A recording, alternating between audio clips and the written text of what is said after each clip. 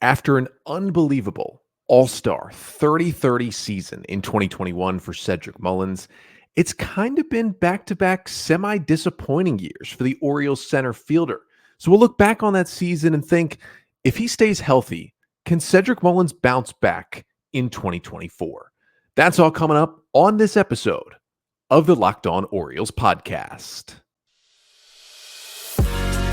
You are Locked On Orioles, your daily Baltimore Orioles podcast. Part of the Locked On Podcast Network, your team every day.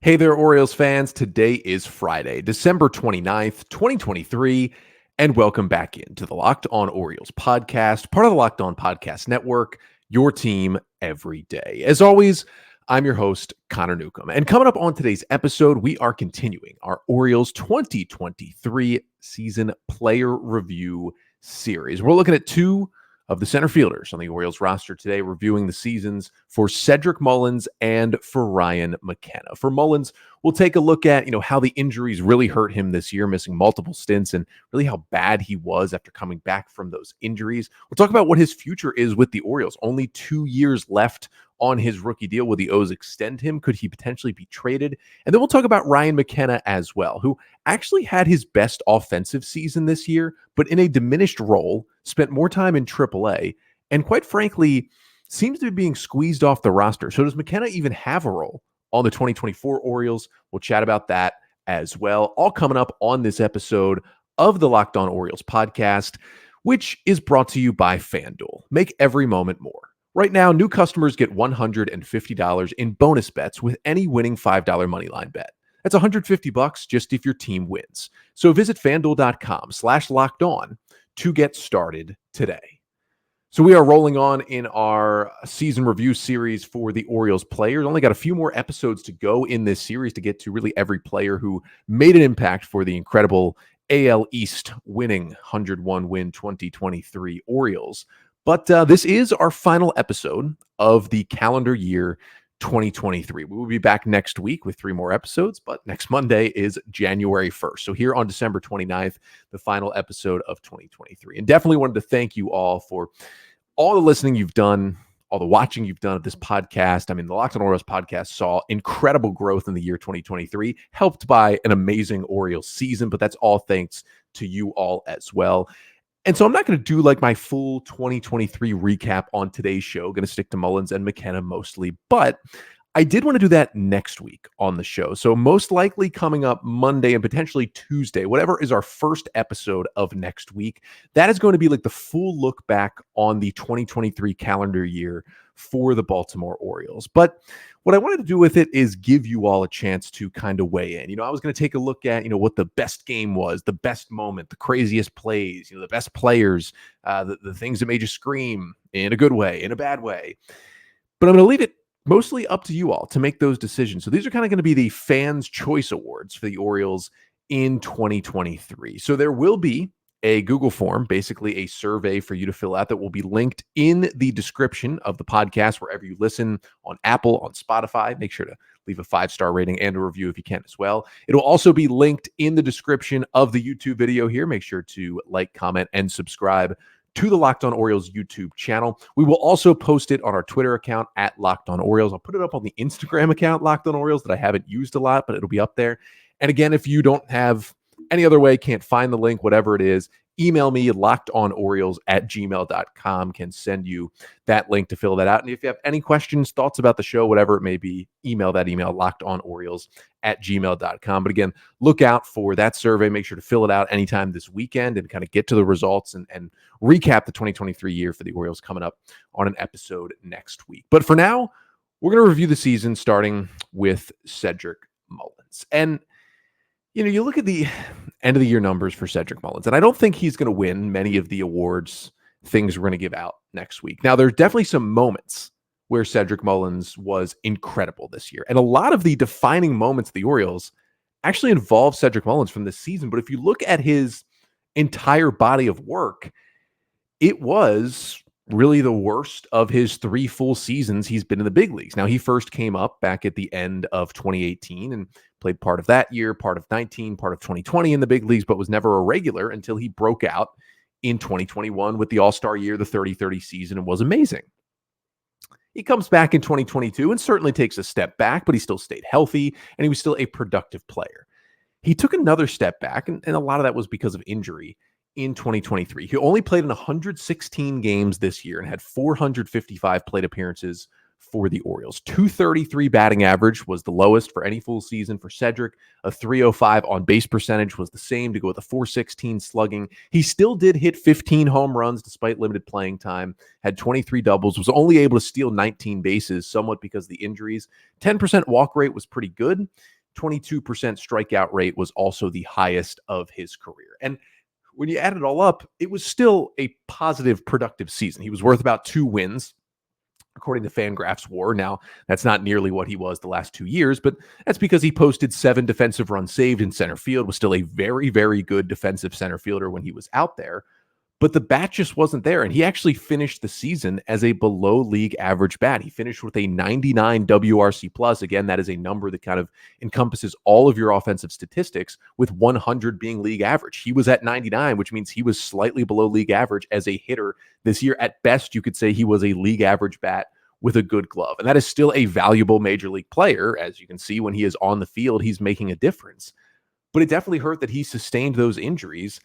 This year, he had 2 major IL stints, both of them costing him almost a month each. The first one was, he pulled that groin, the hip, whatever the injury was kind of called. It was basically a groin or a hip or an adductor muscle the entire time, right around that area. But he injured it first and went on the IL May 30th and did not return until June 24th. And then it turned out he essentially re-injured it. July 19th, went on the IL again and did not return until August 11th. So all in all, he missed about 7 weeks of the season in there with those 2 injuries, and that equated to him only playing 116 games this year. And not only did the injuries keep him out of the lineup, but when he returned from the 2 stints on the IL this year, it seriously hampered his production, because before the initial injury, basically the first 2 months of the season, in April and May, Cedric Mullins was on pace to be the player that he was in 2021. Back in 2021, played 159 games, had a 136 WRC+, 30 homers, 30 steals, was worth 5.9 wins according to FanGraphs WAR. He was an all-star. He was one of the best players in baseball that year. He had a 133 WRC+ when he first went on the injured list this year. That's basically in line with what he was doing in 2021. In over 200 plate appearances, he already had 8 home runs. He was hitting 263. He was hitting the ball hard. He was 13 out of 15 stealing bases. He was taking advantage of the new rules for the first time. And it was looking like we could have a pretty equal Cedric Mullins to the 2021 season. And then the injury just took all of that away. And in that first stint back between June 24th and July 19th, basically the month there where he was healthy in between the 2 injuries, he was okay, but he still wasn't very good. It was only 66 plate appearances, but he only had a 91 WRC+. And he only attempted 2 stolen bases in that month. He was 1 for 2. His strikeout rate also doubled. But the stolen base was the big thing that told you he still didn't feel 100%, because he was swiping bags left and right early in the year, and he attempts 2 in a month. That's when you could kind of tell he's still not right. And then, he comes up with an issue again, goes back on the injured list. And when he finally returns off the IL on August 11th, he stayed, quote unquote, healthy for the rest of the season after that. But when he returned August 11th on, he was dreadful down the stretch as a hitter. 165 plate appearances for Cedric Mullins down the stretch after coming back. He hit 190 with a 55 WRC+, meaning he was 45% worse than a league average hitter. Now, he did steal all 5 bases that he attempted, but again, that was 2 months of the season in which he only attempted 5 stolen bases. It was nice that he was a perfect 5 for 5 down the stretch, but that's not what you need from Cedric Mullins when he gets on the base pass. And honestly, some of the reason he only stole 5 bases, some was the injury, some was that he wasn't nearly on base as much as he usually is, because he struggled so much with the bat. And it wasn't the same player that had even the 108 WRC+, the 3.6 F4 in 2022. Like, yes, that player was a step back from 21, but that was still a step above what he did this year. and that was still a healthy season. He played 156 games in 2022. So that's all to say, yes, there was a lot of disappointment in Cedric Mullins' season, not just with the injuries, but with what he was on the field after he came back from those injuries. It was not a player you felt like you could trust for consistent production down the stretch for a division-winning team. But the weird thing was, even when he came back from the injuries, this was certainly the case before the first injury, but even when he came back down the stretch, he might have an 0 for 3 night with 2 strikeouts. But if he came up to the plate that 4th time in a big spot, that's when you could count on Cedric Mullins. Now, it's hard to quantify and qualify how clutch a player is. A lot of people in the sabermetric community believe that clutch doesn't really exist. It's more random. You can't really be a clutch hitter usually, because if you're a good hitter in clutch spots, you're generally a good hitter in all spots as well. But I got to be honest, if there's a guy who shows clutch in Major League Baseball this year, it is Cedric Mullins. I'm going to get into some of the other numbers in a bit, which really show how good he was in these spots, but this is the one that was so mind-boggling. With the bases empty this season, Cedric Mullins had a 61 WRC plus. He was 39% worse than league average with the bases empty. With runners on base, this isn't even getting to runners in scoring position, just if anybody was on base, he had a 159 WRC plus this season. Cedric Mullins was almost triple the hitter with runners on base than he was with the bases empty. You could almost guarantee what was going to happen if Cedric Mullins came up with nobody on, or if Cedric Mullins came up with guys on base. It was ridiculous. And when you get to the even more quote-unquote clutch situations, he was even better with runners in scoring position this year. He hit 320, and his 173 WRC plus was 12th best in baseball among hitters with at least 100 plate appearances with runners in scoring position. In high leverage spots, which are defined by FanGraphs as basically late in the game, final few innings, runners on base, close game, he was 9th in Major League Baseball with a 171 WRC plus in high leverage spots, 9th among players with at least 50 plate appearances in those spots. He was one of the players, not just on the Orioles, but across the league, that you could trust the most in a big moment. And you think back to some of those big moments that he had this year, the insane stretch in Seattle, right, where he robs the homer in the bottom of the 9th, hits the go-ahead homer in the top of the 10th. The huge game-changing go-ahead home run he hit in the top of the 9th inning in September in Houston to give the Orioles a big win.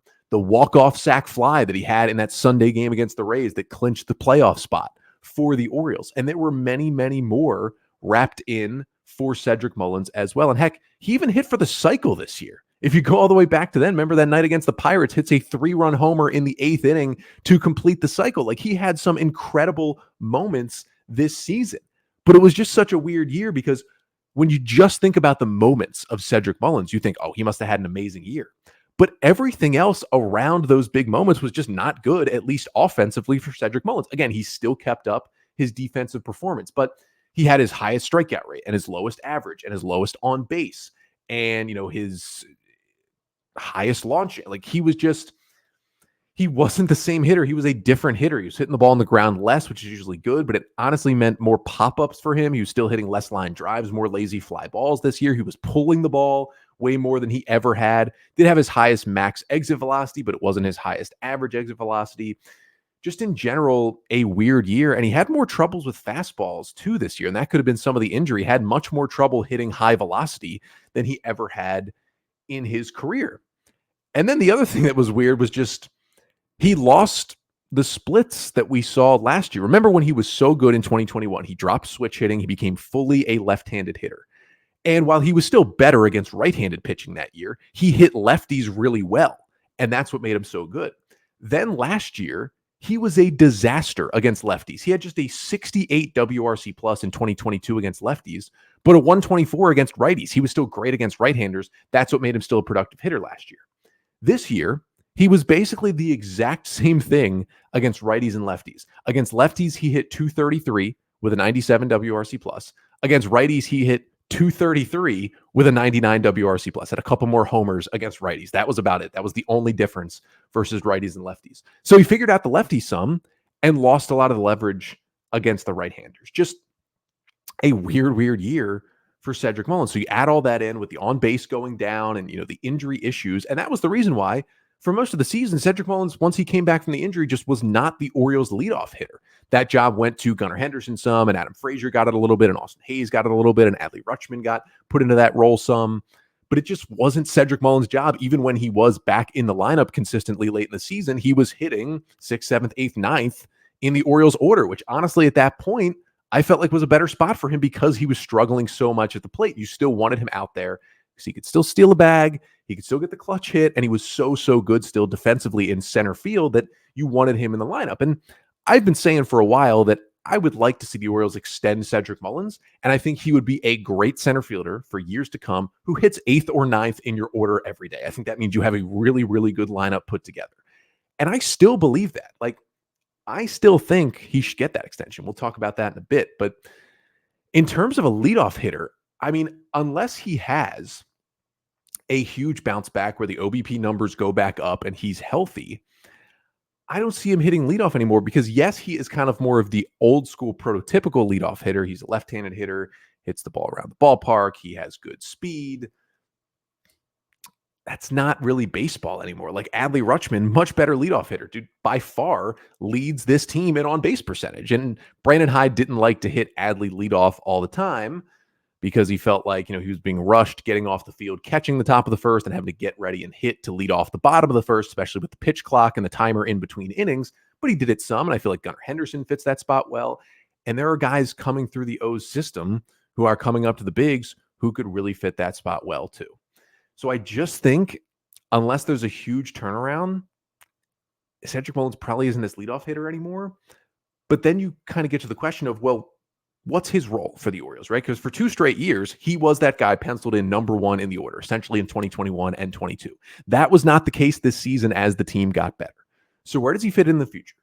Does he just run out his contract? Does he get traded? Does he get extended? What should the Orioles do? We'll get to that coming up next.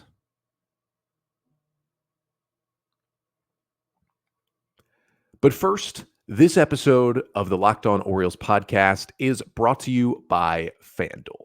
2 weeks remain in the NFL regular season. Just 2 weeks to figure out who is going to the playoffs. And as the weather gets colder, the NFL offers stay hot on FanDuel. Right now, new customers get $150 in bonus bets with any winning $5 moneyline bet. That's $150 just if your team wins. So if you've been thinking about joining FanDuel, there is no better time to get in on the action. The app is so easy to use. There's a wide range of betting options, including spreads, player props, over-unders, and more. So visit FanDuel.com/lockedon and kick off the NFL season with FanDuel, official partner of the NFL.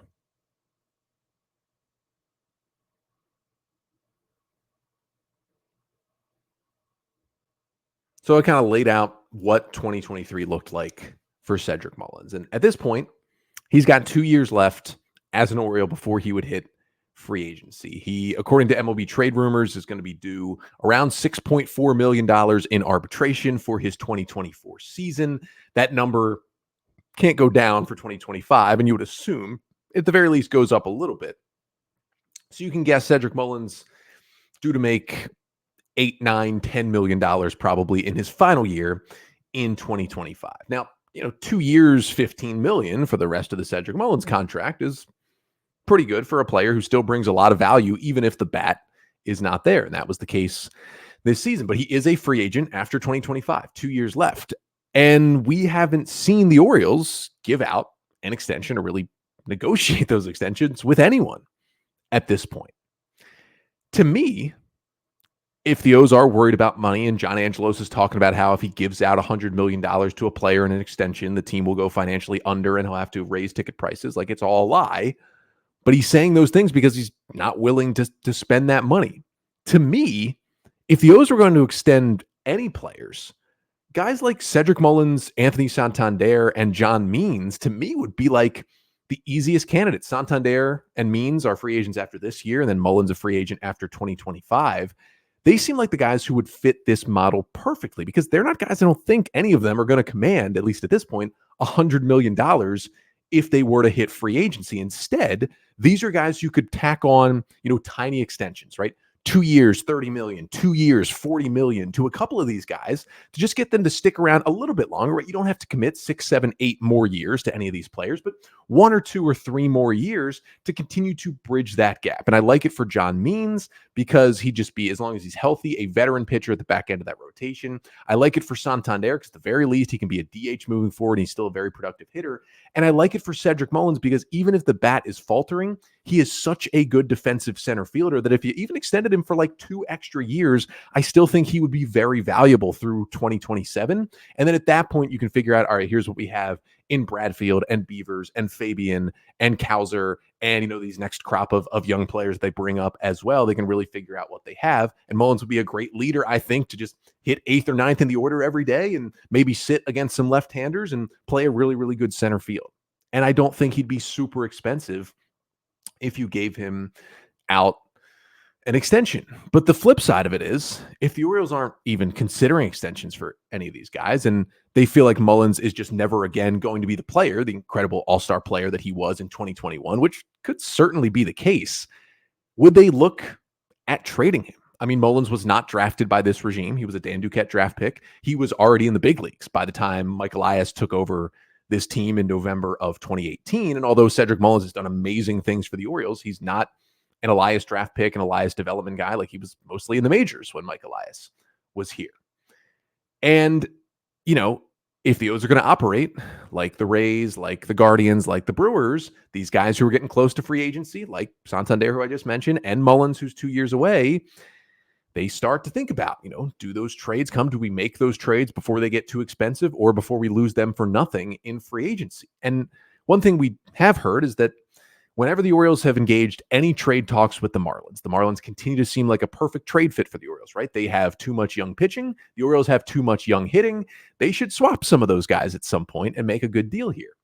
But it seems like the Marlins, at least under Kim Ng, always asking about Cedric Mullins in deals like that, wanting Mullins for a pitcher. And the Orioles just to that point were not willing to give up Mullins, especially after the amazing 2021 season.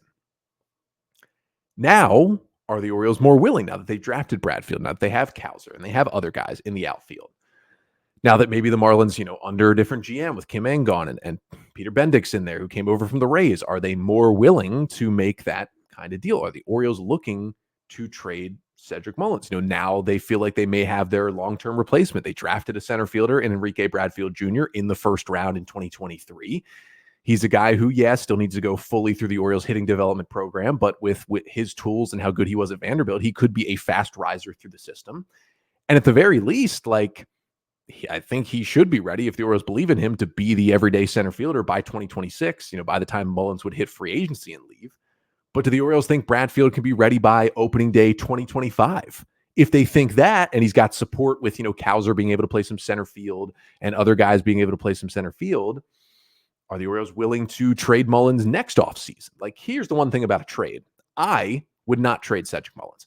As long as he stays healthy, right, doesn't get multiple injuries again in 2024, and as long as he is more productive, he's at the very least looking more like the hitter he was in 2022, which is above league average, still solid power, stealing bases, just not I don't think he's ever going to be the 30-30 player again. I don't think he's ever going to be the all-star player again. But if he's closer to 2022 in his 24 season, I would try to offer him some sort of 2-year extension, right? Get him signed through 2027, keep him around, hit at the bottom of the order, play center field. That's what I would love to see in Cedric Mullins. He is a great person, player, everything for this team, this community. I love having Cedric Mullins on this ball club. Now, if the Orioles are thinking about trading him, it's not going to be this offseason, right? Because his value has not been this low since after the 2020 season, right? Since before he started that amazing 2021 when he was, getting sent down to the minors. Remember, he spent the end of 2019 in Double-A. His value is not nearly that low right now. He's still a big league productive player, but this was his worst offensive season of his 3 full seasons in the big leagues, and he suffered 2 injuries this year. So you're not going to trade him now when the value is this low. Now, a year from now, if he recuperates the value, if he plays a lot better in 2024, I could see the Orioles dealing him before his final year with the O's, before he would hit free agency, if they're just not willing to put him in center field. Again, the value's low. I don't think, Bradfield's not ready. Judd Fabian's not ready. And I don't think the O's are willing to play, Cowser /Hayes /McKenna Sam Hilliard in center field every day. They're just not willing to do it. They don't have the option. Cedric Mullins is their guy going into 2024. But after that, I just don't know. And again, I would not trade him, but I think the Orioles would. And this time next year in the offseason, unless he really tanks and is even worse next year, I think he's going to be coming up in a lot of trade conversations. And if the O's do it, like, they better get a starting pitcher back in a trade that would send Cedric Mullins away. But it's going to be tough conversations to have. I just hope he bounces back in a way that makes the Orioles give out their first, even if it's a small extension, just their first extension to a player, 2 years, $35 million, whatever it needs to be, tack it on to the end of Mullins' deal, get him to stay here and be the center fielder. I think he makes the Orioles better when he is out there. But the guy who filled in for Mullins some when Cedric was injured, but probably not as much as he wanted to this year, was Ryan McKenna, who actually had a better offensive season, still not a good one, but a better one, although he saw his playing time diminished. And now he's out of options. Is Ryan McKenna even an Oriole in 2024? We'll talk about that coming up next to finish off the pod.